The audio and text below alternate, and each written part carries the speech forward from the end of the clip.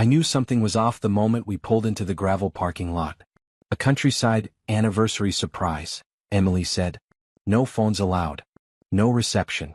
No other cars. Just us, and a lone wooden restaurant surrounded by thick trees. She smiled too much. That rehearsed kind of sweet.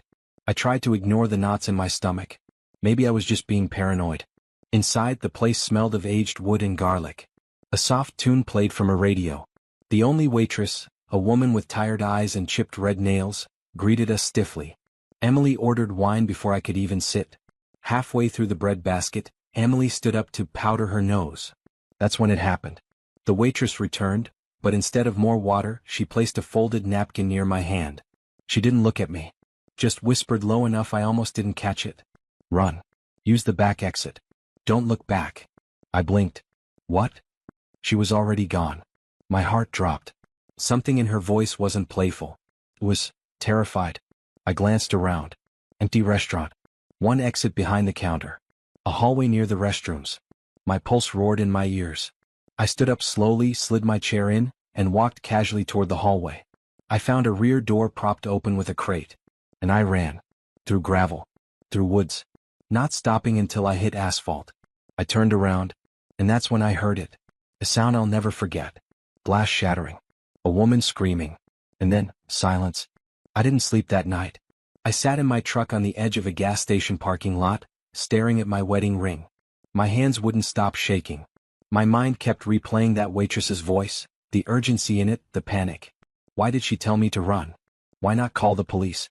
My phone was back at the restaurant. Left it on the table like Emily asked. Let's unplug, she had said. I should have known. At sunrise I drove back. The restaurant was closed. The door boarded up. No signs of police, no staff cars, nothing. Like it had never existed. I asked a nearby fruit stand owner how long the place had been shut down. He looked at me like I was crazy. It's been closed over a year. Health violations. Nobody goes near it. My blood ran cold. I drove home like a man possessed. Parked down the street. Watched the house for an hour before going in. Emily was in the kitchen cooking eggs like nothing happened. She turned, smiled. You left your phone. I forced a smile back. Yeah, crazy night. She studied me. Everything okay? I nodded. But in my mind I was screaming. Later that evening I went online. I searched property records. I searched Emily's phone records, credit statements. I dug like a man desperate for air. And when I checked the surveillance feed on our doorbell cam, the one Emily didn't know I installed, what I saw made my blood run ice cold. I watched the doorbell footage on a loop. At exactly 9:24 p.m., the time I would have been in the bathroom if I hadn't run, a black SUV pulled up outside our home. No license plate. Headlights off. 3 men got out. 2 wore gloves. One had something in his hand, shiny, long. A crowbar? They stood at my front door. Waited. Emily didn't answer. Not at first. Then, the door opened. She stepped out, whispered something to the tall one, and handed him my car keys. My car. I felt like vomiting. The footage ended abruptly. I clicked back. Rewatched. Same moves. Same timing. My wife, the woman I loved for 8 years, calmly participating in something I didn't understand. Or maybe I did. Somewhere in my gut I already knew. She was trying to get rid of me. I stared at the screen for an hour, then transferred the footage to a hidden flash drive. I started packing. Not running, no. Preparing. I went to the local sheriff's office the next morning. Quietly. Told them I suspected a break-in attempt. Didn't mention my wife. Just asked for extra patrols. They said they'd keep an eye. I doubted it. But I wasn't counting on them. I was counting on what I found next, in the attic. Something Emily didn't know I kept. And that one item changed everything. I hadn't touched the attic in years. Dust coated everything. Holiday decorations. Boxes of old baby clothes. But behind the insulation, tucked into a compartment I'd built myself back when Emily and I were still renovating the place together, was an old fireproof case. Combination locked. I cracked it open with shaking hands. Inside was the contract.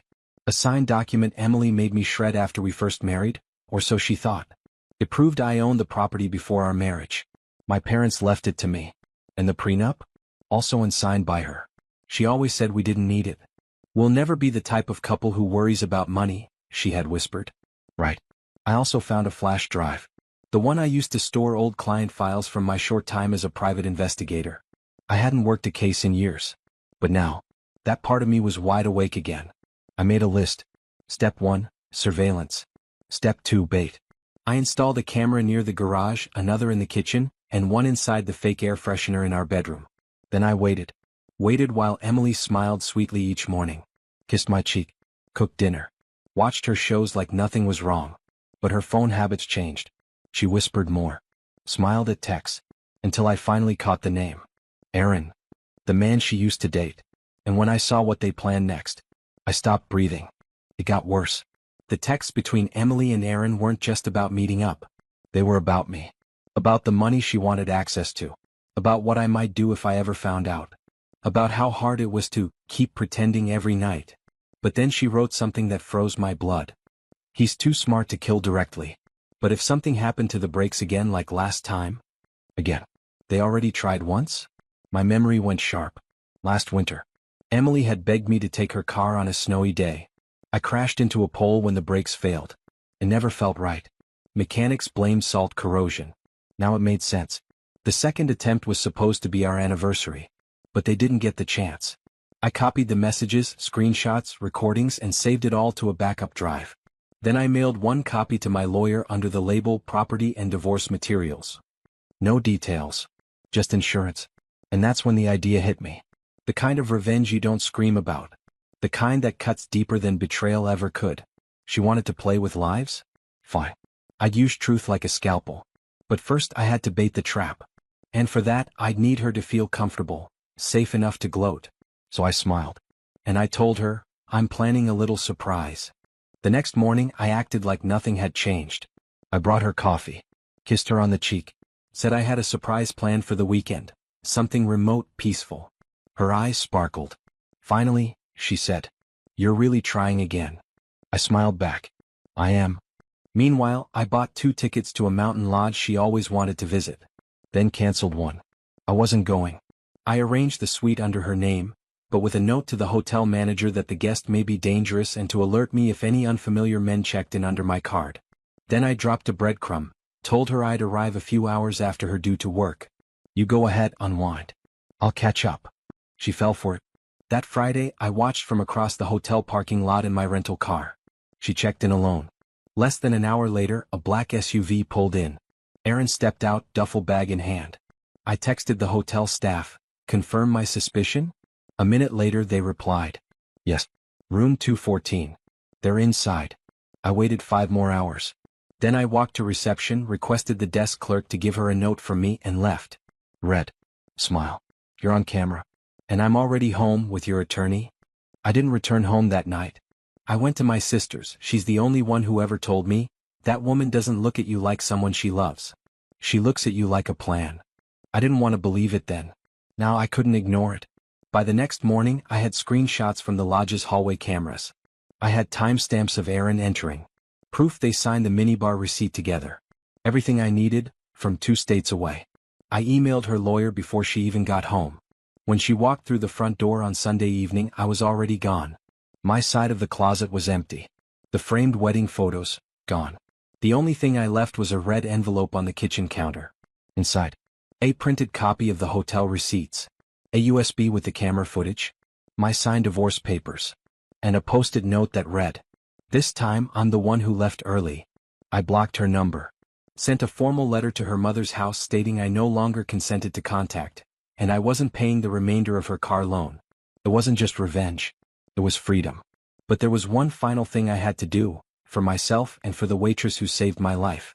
Because what she told me the next day was something I couldn't ignore. 3 days after the divorce papers were served, I visited the waitress. Her name was Marissa. She lived in a small rented studio above the restaurant. When I asked her why she helped me, her eyes filled with something between fear and guilt. "She brings men here often," she said quietly. I wasn't supposed to say anything.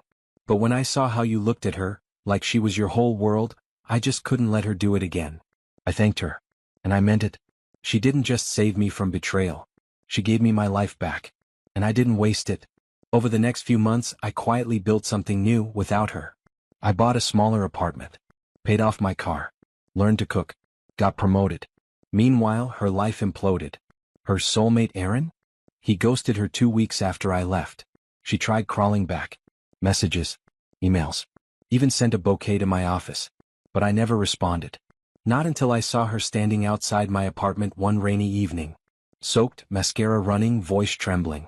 Please? I made a mistake. I opened the door halfway. Handed her a single sheet of paper. It was the final court approval of the divorce. Below it I had written, "No more anniversaries. No more exits. No more me." Then I closed the door, slowly, quietly. And this time, she was the one left standing outside. In the cold. Alone.